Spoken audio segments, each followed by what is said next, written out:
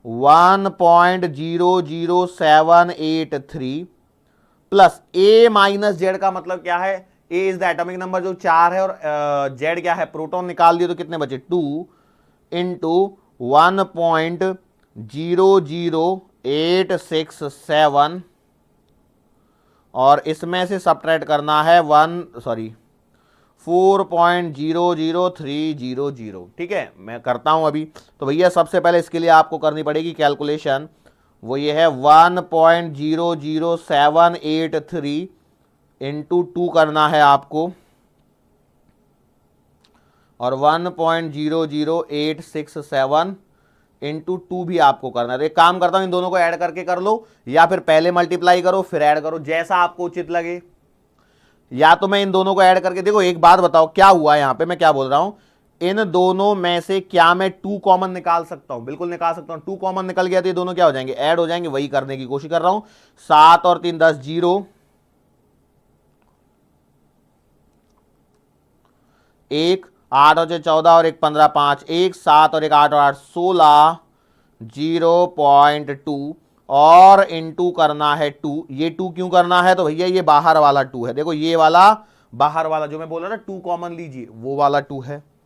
तो 2 से मल्टीप्लाई करोगे तो 0 2 पंजे 10 की 0, हासिल 1 2 6 12 और 1 13, हासिल 1 2 एकम 2 और 1 3 और 2 से 0 और 2 दूना 4। तो ये आंसर आया 4.03300। 4.03300। अब यहां पर देखिए आंसर क्या, अब देखो ये तो आपको ब्रैकेट वाला आंसर मिल गया, कैपिटल एम का आपके बारे में मालूम है तो बस पुट कर दीजिए, सॉल्व कर दीजिए। तो भैया delta m will be equals to 4.03300 और एम कितना सब्ट्रैक्ट करना है 4.00300। सब्ट्रैक्ट करिए तो आंसर आएगा 030.0। तो डेल्टा एम का आंसर मिल चुका है। तो भैया ये आंसर आ रहा है प्रॉपर डेल्टा एम बराबर 0.0300। सही है क्या? अच्छा कितनी भी जीरो चलने तो उससे हमें मतलब नहीं है, लास्ट में into 930, sorry this is your a m u में आंसर। किस में आंसर आया है? ए एम यू में। हमेशा ए एम यू में ही निकालिए। अब आपको क्या करना है, आपको मालूम होना चाहिए 1 a m u equals to 931 mega electron volt. तो आपको बाइंडिंग एनर्जी चाहिए, तो भैया बाइंडिंग एनर्जी आएगी delta m into 931 mega electron volt. Condition ये है कि ये जो डेल्टा एम है वो आपका ए एम यू में होना चाहिए। तो देखो मैं ऐसे क्यों कर रहा हूं, तो इसका रीजन ये है कि सारे आंसर मेगा इलेक्ट्रॉन वोल्ट में, ऑप्शंस में। यदि ऑप्शंस मेगा इलेक्ट्रॉन वोल्ट में तो मुझे भी मेगा इलेक्ट्रॉन वोल्ट में ही सवाल को सॉल्व करना है, इस बात को ध्यान रखेंगे। चलो मल्टीप्लाई करो, तो देखो सॉल्व करके आएगा 3 एकम 3 3 आम 3 9 3 आम 27 और 1 2 3, तो ये आएगा 27.93 मेगा इलेक्ट्रॉन वोल्ट। आंसर को जरा मैच करते हैं, कहां दिख रहा है, तो देखो ऑप्शन नंबर ए में ही आपको आंसर दिखाई दे रहा होगा। दिखाई दे रहा है क्या? यस और नो? 27.9 mega electron. बहुत ही आसान सवाल होते हैं, बशर्ते आप थोड़ा सा फोकस करके इन सवालों को करेंगे तो आसान लगेंगे। क्लियर है? यस, हो सकता है मैंने ज्यादा समय लिया हो इस सवाल को करने में। अब देखो ये सवाल है, अब देखो एक्टिविटी से रिलेटेड सवाल देखो। A radioactive sample S1 having the activity A1 has twice the number of nuclei as another sample S2 of activity A2। जो एक सैंपल S1 है उसकी एक्टिविटी कितनी है? A1 है, और इसमें जो नंबर ऑफ न्यूक्लियाई हैं वो है 2 टाइम्स एक दूसरे सैंपल के कंपैरिजन में जिसकी एक्टिविटी A2 है और उसका नाम दे रखा है S2। मतलब A2 बराबर, ओके अब आगे क्या बोला, इफ A2 बराबर 2A1 then the ratio of half life of S1 to the half life of S2। अब दूसरा स्टेटमेंट क्या बोला है? पहले स्टेटमेंट में उसने नंबर ऑफ न्यूक्लियाई के बारे में चर्चा करी है, दूसरे में बोला है कि A2 बराबर 2A1, मतलब एक्टिविटी ऑफ 2 जो है वो 1 की तुलना में ज्यादा है, डबल है। Then the ratio of half life of S1 to half life of S2 कितना आएगा? तो भैया देखो सबसे पहली बात तो देखो आपको पता होना चाहिए, अभी सीखा है ताजा ताजा, एक्टिविटी बराबर आता है लैम्बडा इंटू एन। मैंने बोला बिल्कुल सही बात है, ओके। दूसरी एक और बात याद कीजिए, हाफ लाइफ, देखो अब यहां पर एक्टिविटी आ गई, ये डीके कांस्टेंट बीच में आ रहा है, कैपिटल एन मतलब नंबर ऑफ, ये भी आ रहा है। मैंने बोला ठीक है, अब हम लोग इसको क्या करते हैं, थोड़ा सा अलग जाते हैं। तो आप याद कीजिए टी हाफ बराबर था 0.693 डिवाइडेड बाई लैम्बडा, तो लैम्बडा बराबर 0.693 अपॉन टी हाफ लिख सकता हूं, बिल्कुल लिख सकता हूं। मतलब एक्टिविटी के फॉर्मूले को बनाया जा सकता है 0.693 into N upon t half. क्या सही बात है? मैंने बोला बिल्कुल सही बात है। अब देखो टी हाफ बार बार लिखने के बजाय मैं इसको टी लिख लेता हूं, तो यहां से आप देखिए क्या होगा कि मेरे पास में अब ये फॉर्मूला तो मेरे पास में बन गया, लेकिन जो सवाल है उसमें दो चीजों को कंपेयर करवा रहा है। जब भी सवाल में दो चीजों को कंपेयर करवा रहा हो तो जो चीजें कांस्टेंट है उनको हटा देना चाहिए और प्रोपोर्शनैलिटी का साइन लगा देना चाहिए। तो आप पाएंगे A is directly proportional to N by T, yes और नो? तो मैंने बोला बिल्कुल सही है। तो इसका मतलब आप लिख सकते हैं a1 बाई a2 बराबर n1 by t1 whole divided by n2 by t2। मतलब a1 बाई a2 का आंसर आएगा n1 t2 upon n2 t1। ये बात सही है क्या? ओके, अब एक एक लाइन को फिर से पढ़िए और जरा ध्यान से देखिए। सवाल में बोला गया है sample S1 having activity A1 has twice the number of nuclear as S2। मतलब N1 बराबर 2N2 है क्या? बिल्कुल सही बात है। तो N1 बराबर 2N2 है, तो आपने लिख दिया यहां पर 2N2, तो नीचे वाला N2 छेड़ने की जरूरत नहीं है। मैंने बोला ओके। अब और देखिए क्या है, A2 बराबर 2A1 है, तो भैया आपने यहां पर लिखना है 2A1 और ये आपका A1 as it is into, देखो अब सवाल में क्या पूछा गया है, S1 और S2 की हाफ लाइफ का रेशियो। मतलब आपसे वही T1 अपॉन T2 तो पूछा ही है, तो इसको तो छेड़ने की जरूरत वैसे भी नहीं थी। अब आपको कैंसलेशन करना है, तो N2 N2 cancel, A1 A1 cancel, और 2 इधर चला जाएगा, 4 T1 इधर भेज दीजिए। तो भैया T1 अपॉन T2 का आंसर आएगा 4। T1 अपॉन T2 का आंसर आएगा 4। अब ऑप्शंस को चेक करिए, देखो एक ऑप्शन नंबर ए में 4 दिखाई दे रहा है, that is your correct answer. खत्म। सवाल समझ में आया क्या? कोई ज्यादा डिफिकल्ट था क्या ये सवाल? बिल्कुल भी डिफिकल्ट नहीं है, बशर्ते आप थोड़ा सा ध्यान देके करोगे। अब ये सवाल वैसे हार्ड लेवल का है, क्यों? क्योंकि एक्टिविटी का और ये रिलेशन ही स्टूडेंट नहीं लगा पाता है पहली बार में। इसलिए मैं बोल रहा हूं, देखो जैसे इसमें स्टेटमेंट पढ़ा, मैंने क्या स्टेटमेंट पढ़ा? पहला स्टेटमेंट मैंने पढ़ा एक्टिविटी दे रखी थी। क्या दे रखी थी? एक्टिविटी, बराबर है, और नंबर ऑफ न्यूक्लियस दे रखे थे। मतलब एक्टिविटी का फॉर्मूला तो मैंने ताजा ताजा सीखा था, वही सीखा, इसके अलावा फॉर्मूला सीखा ही नहीं है यार एक्टिविटी का। और कोई फॉर्मूला सीखा है क्या? हाँ सर जी सीखा है ना। क्यों नहीं सीखा? कौन सा? a बराबर a naught E to the power minus lambda t. तो उससे क्यों नहीं हो पा रहा? तो उसमें देखिए a बराबर a naught E to the power minus lambda t के अंदर में क्या हाफ लाइफ आ रही थी आपकी? नहीं आ रही थी, बराबर है। तो सर इसमें कौन सी आ रही थी? हाँ लेकिन इसमें नंबर ऑफ न्यूक्लियर आ रहे थे। तो सर उसमें भी तो आ रहे हैं, कहां आ रहे हैं बताओ? a बराबर a naught E to the power minus lambda t में कहां है न्यूक्लियर, नंबर ऑफ न्यूक्लियर? बिल्कुल भी नहीं है। तो इसलिए वो फॉर्मूला आपका फेल हो गया, इसलिए मैंने ये फॉर्मूला लगाया। लेकिन ये लगाया तो यहां पर लैम्बडा ने गाड़ी फिर से अटका दी यार। ये लैम्बडा तो डीके कांस्टेंट, इसके बारे में तो पता ही नहीं है। लेकिन सवाल ने आपका काम आसान कर दिया, क्योंकि सवाल में आपसे रेशियो पूछा गया था हाफ लाइफ का। अब आपने हाफ लाइफ का रेशियो पूछा, इसके लिए हाफ लाइफ का फॉर्मूला लिख दिया और ये फॉर्मूला लिख दिए। अब ये दो फॉर्मूले हो गए जो दोनों अलग अलग भाग रहे, तो दोनों को कंबाइन करके मैंने ये एक नया फॉर्मूला बना दिया और इस बेसिस पर मैंने सवाल सॉल्व किया। तो ये अप्रोच होनी चाहिए कि भैया कैसे पहचाने क्या गिवन है। जब तक आप सवाल में से डेटा नहीं निकालते, व्हाट इज गिवन, जब तक आप ये नहीं पता कर सकते, जब तक ये नहीं पता कर सकते कि क्या पूछा है, तब तक सवाल आपसे बिल्कुल नहीं होगा। तो पहला काम तो आपको हमेशा यही है सवाल में कि क्या गिवन है, एक्सट्रैक्ट करना सीखो। फिर दूसरा काम है कि क्या पूछा है वो सीखो। अब कई लोग बोलते होंगे, कई लोग बोलेंगे सर पहले तो ये देखना चाहिए ना क्या पूछा है वो पता करें। कोई फर्क नहीं पड़ता स्टेप नंबर 1 और 2 से, बट ये दोनों जो स्टेप हैं वो कंबाइनली इक्वली इंपॉर्टेंट हैं। अब इसके बाद में स्टेप नंबर 3 आता है, जो चीजें गिवन हैं और जो चीजें पूछी हैं इनको रिलेट करते हुए आपको सारे फॉर्मूले तुरंत से एक झटके में आंखों के सामने आ जाने चाहिए। यदि आप ऐसा कर पा रहे हैं तो ही आपसे सवाल बनेगा आगे। मतलब तब तो उम्मीद बनती है कि सवाल बनेगा। बाद में बनेगा नहीं बनेगा वो तो और भी चीजों पे, फैक्टर पे डिपेंड करता है। जैसे कहीं कैलकुलेशन में अटक गए, कहीं कोई पैरामीटर मिसिंग है और उससे रिलेटेड कोई टर्मिनोलॉजी होगी, या वो डेटा स्टैंडर्ड रहा होगा जो याद रखना था, जो याद नहीं आ रहा है, तो वो बचे हुए फैक्टर्स बाद में। लेकिन पहले ये बेसिक चीजें आपको पकड़ में आनी चाहिए। चलो ये सवाल समझ में आया गया? ओके। यदि ये सवाल समझ में आया हो तो देखो अगला तगड़ा सा सवाल है, देखो लंबा सा सवाल लिखा हुआ है। अब देखो फिर से वही सवाल है बाइंडिंग एनर्जी का ही, वही है ना। Using the following data, mass of hydrogen atom, mass of neutron, mass of nitrogen, mass of nitrogen. Okay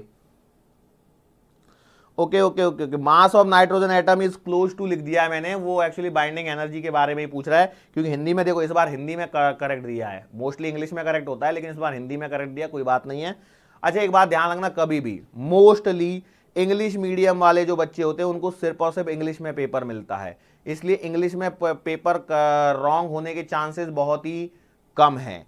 लेकिन जो हिंदी मीडियम वाले बच्चे हैं उनको हिंदी प्लस इंग्लिश में क्वेश्चन पेपर मिलता है, और सिंस इंग्लिश से पेपर का ट्रांसलेशन हिंदी में होता है तो कई बार एक आध टर्मिनोलॉजी हिंदी वाले पेपर में मिसिंग होती है। तो इसलिए यदि कहीं कोई क्वेश्चन में अटक रहे हो तो उसका तुरंत इंग्लिश वाला वर्जन जाके जरूर देखें। और इसी के साथ में मैं आपको ये सलाह जरूर देना चाहूंगा यहीं से कि भैया धीरे धीरे धीरे धीरे आप हिंदी के साथ में इंग्लिश वर्ड्स की प्रैक्टिस चालू रखें। उन वर्ड्स को जहां पर आप हिंदी मीडियम में पढ़ रहे हैं वहां पर उनके इंग्लिश वर्ड्स को भी लिखते चलें, क्योंकि कई बार क्या होता है कि गूगल से ट्रांसलेट होके आता है तो एक ही इंग्लिश वर्ड के 2-3 बार हिंदी अलग अलग वर्ड्स होते हैं, और जिसे नहीं मालूम होता है, या क्योंकि पेपर बनाने वाले सब हिंदी मीडियम के नहीं होते हैं, ठीक है, पेपर ट्रांसलेशन का काम अलग होता है, पेपर बनने का काम अलग होता है, तो ये बहुत सारी अलग अलग चीजें होती हैं।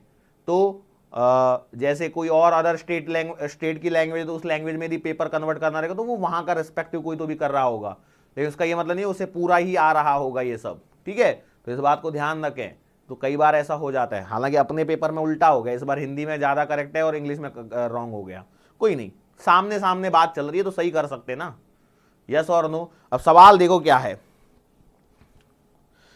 ये आपको डेटा का यूज करना है, जो डेटा गिवन है यहां पर, और आपको बाइंडिंग एनर्जी निकालने किसकी, 7n14 की। मैंने बोला ठीक है। अब सवाल ये उठ रहा है कि यार यहां पे तो हाइड्रोजन एटम के बारे में बात कर रहा है, मास ऑफ हाइड्रोजन एटम दिया है 1.00783 यू, मैंने बोला ठीक है। मास ऑफ न्यूट्रॉन दिया है 1.00867 यू, मैंने बोला वो भी ठीक है। मास ऑफ नाइट्रोजन दिया है 7n14 एटम दिस, और फिर उसका बाइंडिंग एनर्जी पूछ रहा है। ये हाइड्रोजन का क्या करूं, वो तो प्रोटॉन देना चाहिए था ना। तो एक बात ध्यान रखिए, कई बार सवालों में ऐसा होगा कि वो प्रोटॉन ना दे करके हाइड्रोजन देगा, बराबर है। और बाइंडिंग एनर्जी का फॉर्मूला वही फिर से आपको रिकॉल करना है, डेल्टा एम सी स्क्वायर। मतलब आपको मास डिफेक्ट निकालना है, तो मास डिफेक्ट कैसे निकालोगे, तो भैया मास डिफेक्ट का फॉर्मूला भी आप लोग जानते हैं, डेल्टा एम बराबर जेड इंटू एम पी और प्लस का A minus Z into M N और माइनस का कैपिटल एम। तो एक बात बताओ, क्या इस सवाल को आप अभी कर सकते हो या नहीं कर सकते, फटाफट बताओ। तो देखो जेड की वैल्यू रखो, जेड क्या है, 7 है, मास ऑफ प्रोटॉन 1 एक काम करता हूं अगले पेज पे करता हूं, 7 इंटू 1.00 कितना था ये, 783 प्लस ए माइनस जेड। अब यहां पर ध्यान दीजिए 7n14 ही दिया तो कोई प्रॉब्लम नहीं है, प्रोटॉन भी साथ ही होंगे, तो 7 into 1.00867 minus mass of nitrogen 14.00307। अब आप फटाफट से इसको क्या कर लीजिए, देखो मैं तो वही करने वाला हूं, ऐड कर लेता हूं जो कि मैंने पहले भी ऐड करके रखा हुआ है। अरे अरे रे रे रे, देखो ये डेटा मैंने यहां पर ऐड करके रखा है 2.01650, इसको यहां पर यूज कर लेता हूं मैं। तो देखो इसको और इसको ऐड कर लेता हूं तो आएगा 2.01650 इंटू कर लीजिए 7, 1615 लिख गया। अब देखो ये ऐसी मिस्टेक हो जाती है कई बार, तो 7, 7, 5, 35, 5, 3, 7, 42 और 3, 45, 5, 4, 7, 1, 7, 4, 11 इंटू 14। इसमें से इसको सब्ट्रैक्ट करो 14.00307 को, तो आंसर बताओ कितना बच रहा है यहाँ पे फटाफट। 3 4 1 5 3 2 1 1, तो 0.11 243 इंटू 931 करिए, तो देखो जो भी आंसर आ रहा होगा लगभग 9 के आसपास में रहेगा। देखो अब यहाँ पर 9 वाले आसपास में देखो बी और सी ज्यादा करेक्ट लग रहे हैं मेरे को, तो बी और सी में से भी जरा मैं देखता हूं, तो 112 है, मतलब थोड़ा सा 9 से ऊपर निकल जाएगा, थोड़ा सा निकलेगा, मतलब 930 में 9 और ऐड कर लो तो कितना आएगा, 930 में 90 और ऐड कर लो तो कितना आएगा, लगभग लगभग 1012 के आसपास, मतलब इसका आंसर आएगा 104 वाला। ठीक है, 104 वाला, 930 में 90 ऐड करने को बोला था मैंने, तो कितना आएगा, 930 में 70 ऐड किए तो 1000, और 1000 में और 20 ऐड कर लिए तो 1020, मतलब 102 पॉइंट समथिंग आंसर आना चाहिए था, तो 104 वाला ज्यादा क्लोज है, that will be your answer. खत्म। बाइंडिंग एनर्जी का सवाल ऐसा बनता है। सो इसी के साथ में मैं आपसे चाहूंगा भैया, देखो मैंने इतने सारे क्वेश्चन यहाँ पे करवा दिए। अब देखो कई बार है ना, अब कई लोगों के मन में आ रहा होगा सर वो वाले सवाल नहीं करवाए, कौन से, नंबर ऑफ हाफ लाइफ वाले। तो एक सिंपल सा सवाल मैं बोल देता हूं कि मान के चलो एक सैंपल है, उसकी हाफ लाइफ है 1600 ईयर। कितनी ईयर है, 1600 ईयर। सवाल यह है कि after 6400 amount of substance remaining, amount of substance remaining, बताओ कैसे करोगे। सवाल एक बार फिर से सुन लीजिए, अब ये मुंह जबानी सवाल है, कुछ ऐसा नहीं है। मैंने बोला एक सैंपल, एक रेडियो एक्टिव सब्सटेंस है, उसकी हाफ लाइफ है 1600 साल। मुझे आपको बताना है कि 6400 साल के बाद में वो सब्सटेंस कितना बचा रहेगा।